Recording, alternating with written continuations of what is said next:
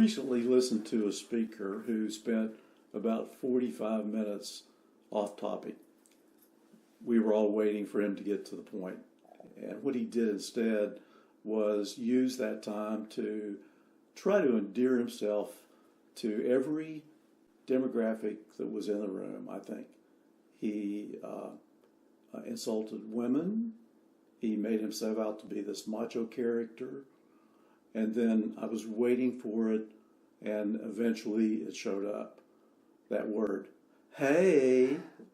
And I was expecting him to get more insulting and was prepared to leave the room. But he didn't. He went on to make a good presentation. But what he did in insulting me as a gay man was wrong. It's like using the N-word. So after being a little insulted, I tried to put things into context. And I thought, it's really no different than what gay America does to itself. We call each other girlfriend. You know, we use our own form of friendly slurs. And these have changed over time. Back when I was young, we called each other Mary. And then later it moved on to something else. And then those same terms got to be really popular in schools, probably because kids had heard their parents use them or they'd seen them on TV. But the use of the words queer and fag and homo didn't mean as much to them as they used them as it would have to me if it was directed at me. So I started wondering, why do we do this to ourselves? Why are we so pigeonholing? Why do we have to put a label on everything? And the greater context, I think, is that as a country, we're very competitive.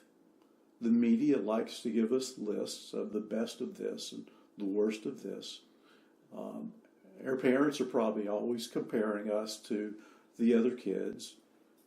And then they're saying things not expecting that we're listening. And some of those things are rather insulting. It's kind of unfortunate because we're that kind of a country. And yet at the same time, I guess it's a good thing because we're that kind of a country. We were founded on freedom of choice, religious freedom, to a certain extent, political freedom. But what I think is sad is that someone in our country, someone in leadership, has not taken the opportunity to reframe things. You know, why can't we be founded today based on dignity and respect and equality? We've had leaders that have tried to do that, but they haven't done it successfully because, as with current day, it seems like we've had a reset. So is that terrible? No. We'll recover from it, and as a country, we'll change again. It's really too bad. It's too bad that it wasn't founded on dignity and respect and equality.